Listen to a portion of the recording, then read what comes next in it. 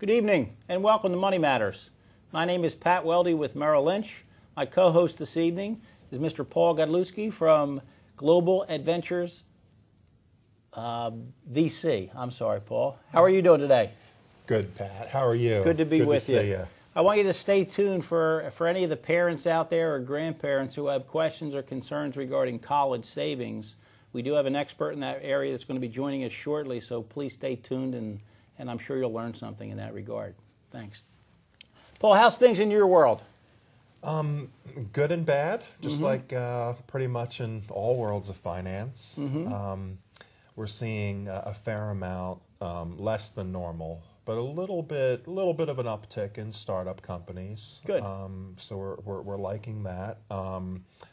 Not a lot of new intellectual property, so we're a little concerned about that. We're seeing still some troubled banks, at least in our part of the world that we do business with, and still difficult getting lending and getting the sourcing for capital. Well, they'll call us to buy their paper. Okay. So we're still getting a lot of calls. So probably the more calls that we get, usually the worse it is for the banks. Okay. So we'll buy their notes, and of course they have to sell toxic debt for their in order to report to the regulators that they're in this new stress test world, huh? Absolutely, and we're glad to take them. Sure. Yeah, if it's the right deal. Sure. Right. But we're not so much in the equities market, so we're kind of we stay away from that. We're a little bit more on the direct investment side of things. Sure. But the big companies seem to be doing well. The smaller to mid companies are struggling a little bit, still having a hard time getting financing. There seems to be these great rates out there. Yeah. And of course, this is only my opinion, but it doesn't seem like too many businesses are actually qualifying for these rates. Right. So it's sort of like saying, here's the golden nugget. Yeah. But to get to it, you got to climb, Mount Everest. Yeah. So, No, I think we've seen that. We've actually had some bankers on the program, and and they're saying it is a difficult environment. Where we were at one extreme, which obviously wasn't good, where you just show up with a pen in your hand and they'll loan you money and sign off on it. Yeah. And now the pendulum has swung, the complete opposite direction, where it's a challenging environment. Yeah. Yeah. How about shifting gears to the equity markets? I would appreciate your thoughts. I mean, I hear consistently in the news and on the TV where the common theme that I'm hearing is the market's at new highs, therefore it's expensive. And I know personally we've shared some thoughts on this, and I'd like you to share them with the public. What are your thoughts about the equity markets and as far as investing at these levels? Again, my opinion and our firm's opinion is we're not touching it with a 10-foot pole, just because it's like, I heard a joke earlier today, it was like learning how to ski and your first slope is Mount Everest. So why buy in high? Our economic indicators that we're getting, which of course I guess you talk to 20 different economists, you get 20 different answers, is that we're waiting for some sort of more than just a correction, just because we think it's kind of held up a little bit on stilts, i.e. the government. And sooner or later, the chickens are going to come home to roost. And so we think the market's really overbloated. And I know I'm not the only one on Wall Street that thinks that. There's differences of opinion. But we'd rather our investors stay on the conservative side, stay with fixed things, or buy cheap.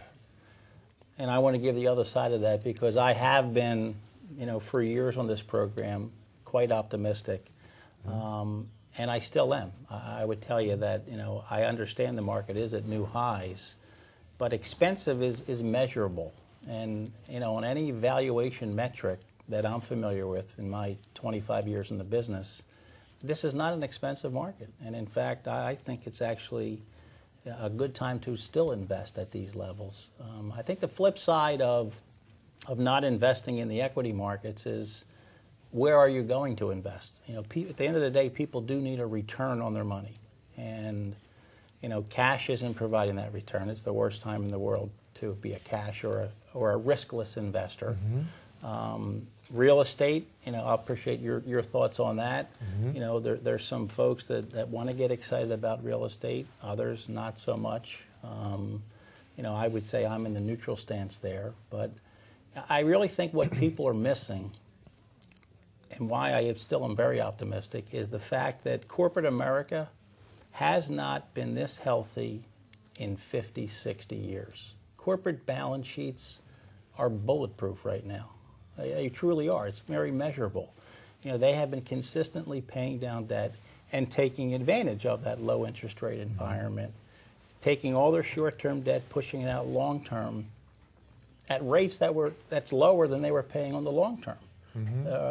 So, cash flow is very healthy, and I think it's going to stay healthy. So, I disagree.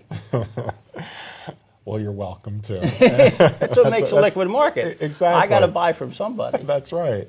We buy and sell.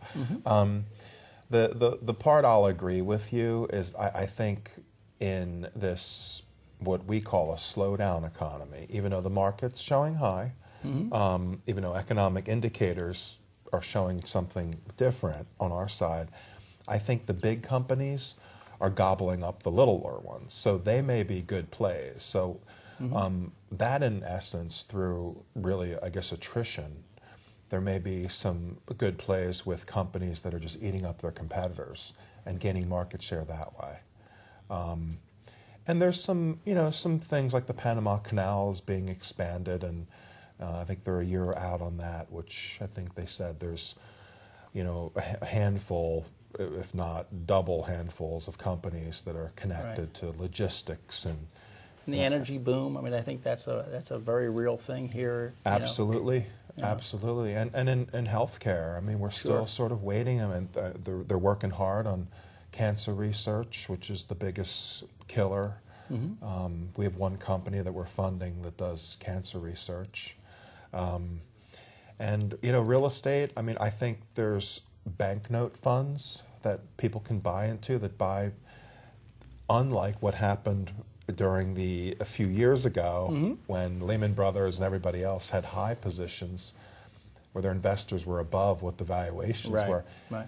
There's funds that you could buy in at 50 cents on the dollar where the investors secured at 50 cents to the value. And then they're just flipping them to private equity firms, and there's never really any gain, but there's profit. Right. So you got to love this country, because I think we're one of the very few, if not the only country in the world that can do this sort of thing. Well, there is always opportunities, and I guess it's our job to kind of guide people through that and look for opportunities that are appropriate. But I still love you, Pat. There you go. Do you have time for a question from one of our viewers? Sure, absolutely. I have a question from Mark Thomas from Wayne, who asks, is this a good time to invest in companies in Europe? The answer, of course, it depends. We have a project that we had started in Moldova, which was a very potentially lucrative project, and it had to do with technology, 4G technology, and communications. However, the project has been delayed because of what happened with Russia and Ukraine. Sure. If you look at the map, there's a little country just to the, I guess, west of Ukraine, if I'm thinking right, is a little country called Moldova. Gotcha. And Romania is right above it. So both those countries... You're in a volatile region is what, Yeah. Exactly. Yeah, right. So both those countries are very fertile for, or were fertile for good investment. We just want to have this... Call it time out. Let the dust settle a little bit there. Right. Yeah. Excellent. Well, good. Well, hopefully that was helpful to you, Mark. And as always, you can send your questions to us. We appreciate getting them at 205 East Levering Mill Road, Ballackinwood, PA, 19004. Again, that's Money Matters, 205 East Levering Mill Road, Ballackinwood, PA, 19004. And you can always email them to us as well. You can email your questions to moneymatterstv, all one word, moneymatterstv@gmail.com. moneymatterstv@gmail.com. But thanks again, Mark. Hopefully that was helpful to you. Well, I now want to turn to our special guest and introduce Mr. Doug Hepburn, who's a CPA with Hepburn Financial Advisors. Doug, welcome. Thank you for having me. I'm also an investment advisor representative with Cetera Advisors, member FINRA, SIPC. Okay, great. Well, I know I shared with our viewers earlier, that you were going to help us with some ins and outs and some the seriousness of college planning. So why don't you introduce yourself and really tell us a little bit about what you do at Hepburn Financial Advisors. Well, a big core of what we do is planning for clients, as opposed to just investment management. It's really taking a holistic look at their entire picture, from estate planning and retirement planning, but also education planning is a part of that for a number of reasons. I mean, there are many clients who their biggest investment is in their kids. Sure. And when you look at the cost of college tuition these days, that's a huge nut to come up with. So what we've tried to do is come up with innovative strategies to help them tackle that nut, if you will. Mm-hmm. Now, Doug, I know there's a lot of different schools, a lot of different tiers of schools, but what is the average cost of tuition for college? That's a great question. You know, the College Board, which runs the SAT test, they put out a study every couple of years, and the most recent one was 2012 and 13. And what they found is that the cost of college tuition can vary from anywhere from $3,100 for a 2-year degree to $29,000 for a 4-year degree. Now that's just tuition. That doesn't include books, transportation, room and board, fees, all the sundry stuff that goes into it. And if you've got a child that's looking at one of the Ivy League schools or another elite school, Sure. you're looking at $60,000 or north of that. Yeah. North. So it's a it's a big very number. real. Yeah. It's a big number per year. per year. Wow. Yeah. And for 4 years, I mean that's a huge investment. Yeah, and the other reality / problem with that, you're talking about numbers for a 4-year education that could rival maybe somebody's first home, quite frankly. And the reality is, your first home, you may have signed a 30-year note to pay for that, whereas they send you a bill for school in August and it's due in September.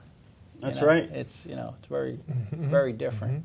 Well, with all if we have parents out there who really recognize that this is something that they want to try to plan for, or your clients when they come in and that's one of their needs.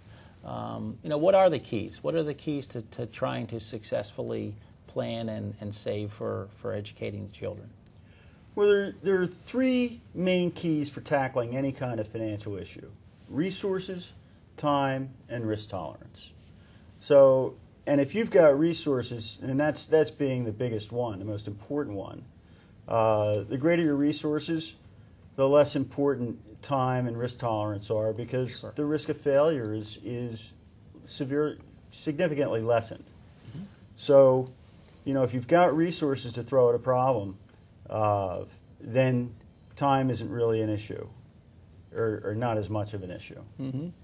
So in terms of the average American family, let's say they're bringing in anywhere from $70,000 to $150,000 a year.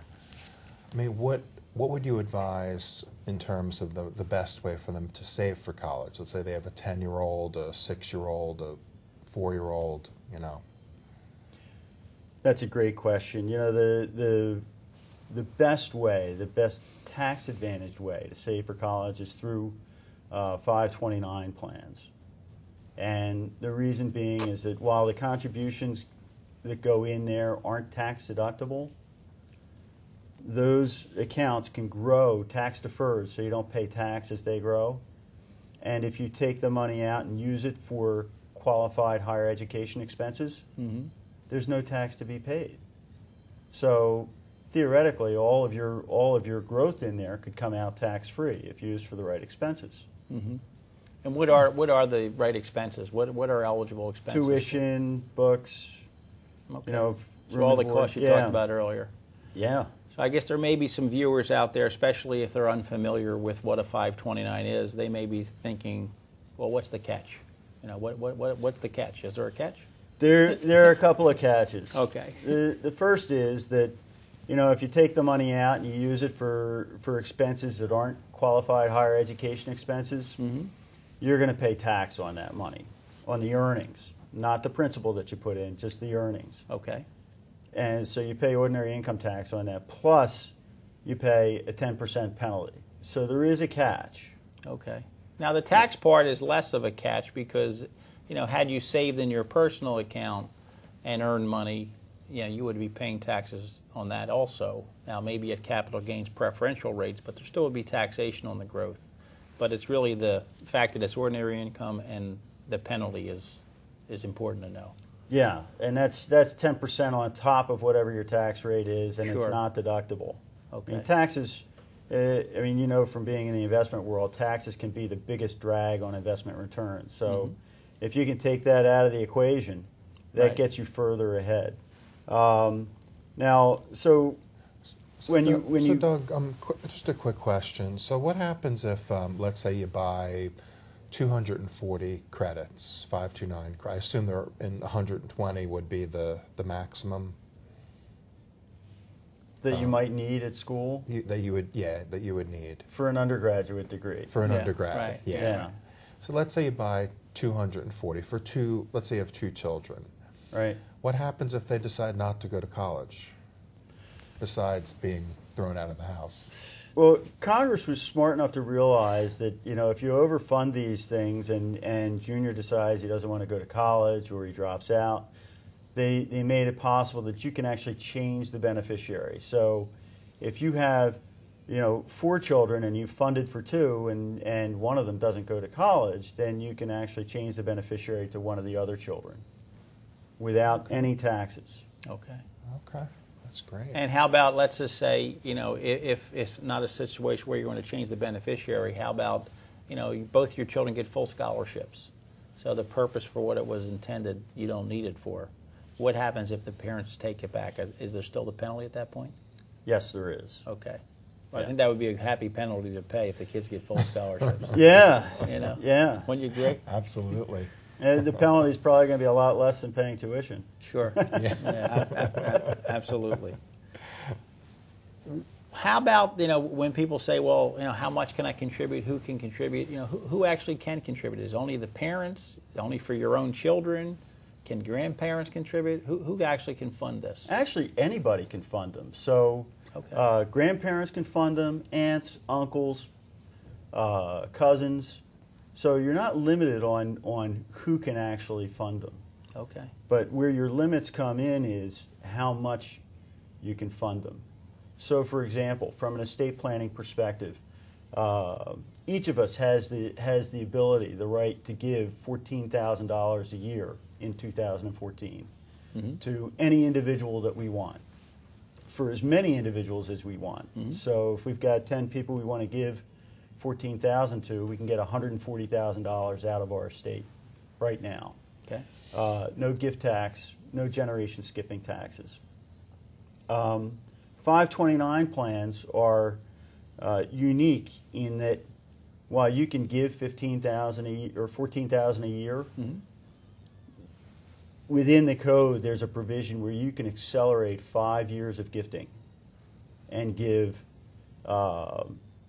those 5 years of future So future 70,000. gifts. Right. Okay. Actually, at $14,000 a year, it ends up being $70,000. Right. And between husband and wife, if you do gift splitting, that could be $140,000. So if you have grandparents that are doing estate planning, Sure. and they're looking at funding their children's or grandchildren's education, they could give $140,000. If the other set of grandparents decide that they want to give, you could get up to $280,000 into a 529 plan like that. Now there's a catch, Right. because you have to outlive those 5 years.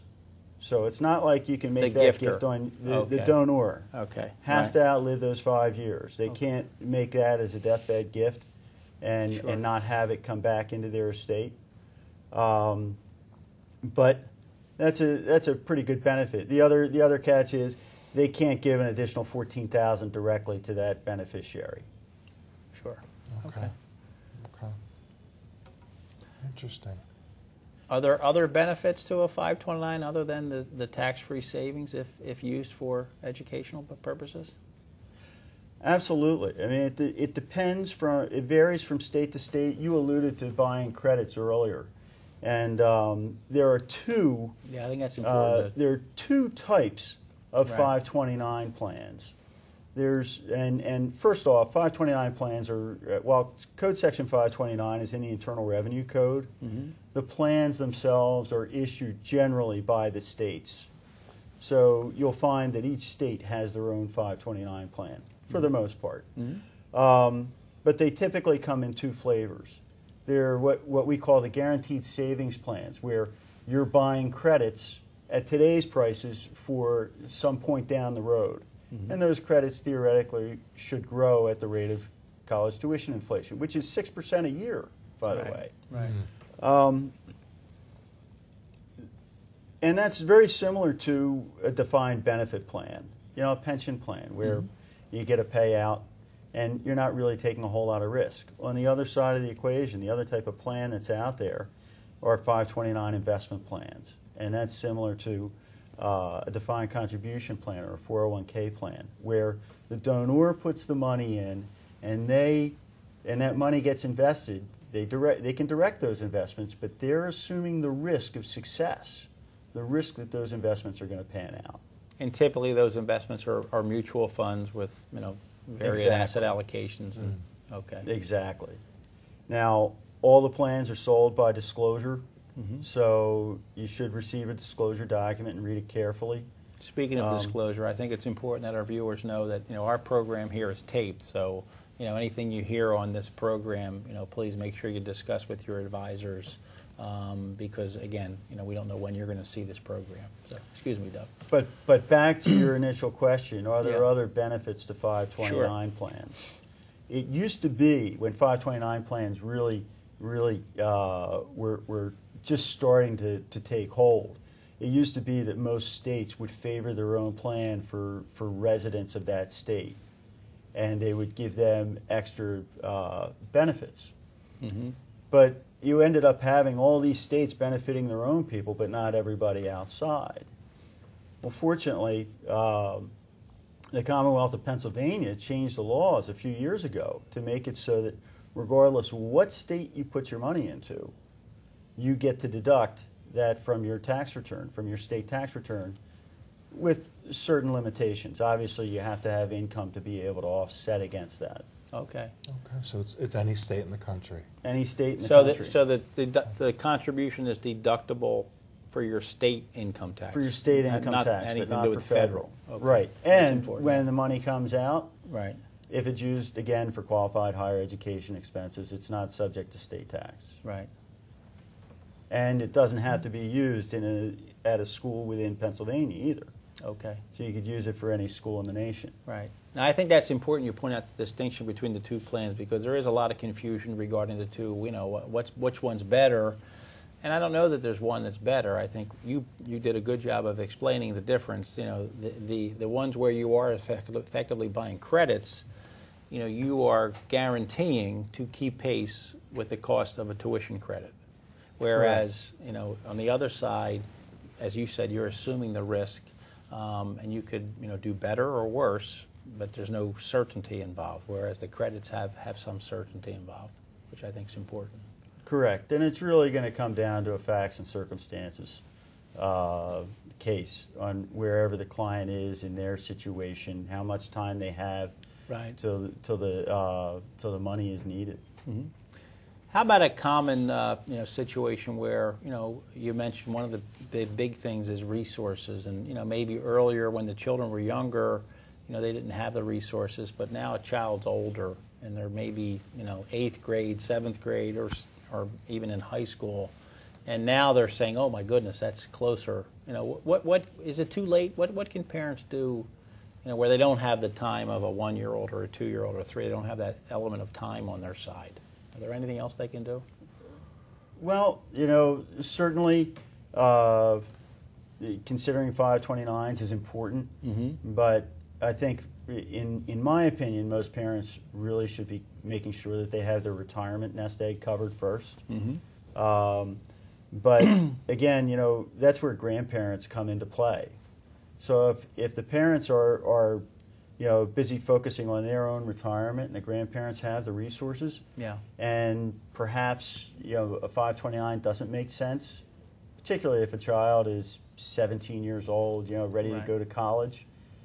One of the best strategies that I think most people could take advantage of is having grandparents write checks directly to the institution for tuition. Now, it doesn't cover room and board, but it gets the assets out of their estate.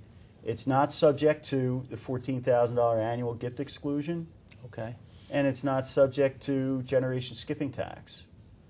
So it's. But the critical thing you mentioned is they can't write the check to their son or daughter or grandchild. No, they have to get the tuition bill and make it payable to the school. It's got to be written directly to the institution, and keep a paper trail of that, obviously. Exactly. Now, you know, for those grandparents that may be, you know, I don't want to say on their deathbed, but maybe getting up there in years, and the child knows where they want to go to school, they can actually write an advance check for 4 years. Now, you may be able to negotiate a reduced amount with the school, but by writing that check with no strings attached, it gets it out of their estate, and they don't have to worry about it. And there's no look-back period with that?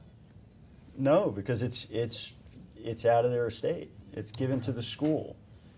And if now the downside is if Junior decides to go to another school, then, you know, you're out the money. Doug, how about if our viewers want more information? Is there more information that they can get? Actually, that's a great question. I authored an article for the Pennsylvania CPA Journal on the best ways to save for college, and there's additional information in there in the winter 2014 edition. Excellent. Good. And I'm sure if you do a search, you can find it on the web as well. Okay, that's the Pennsylvania CPA Journal. Okay. That's correct. Terrific. Great.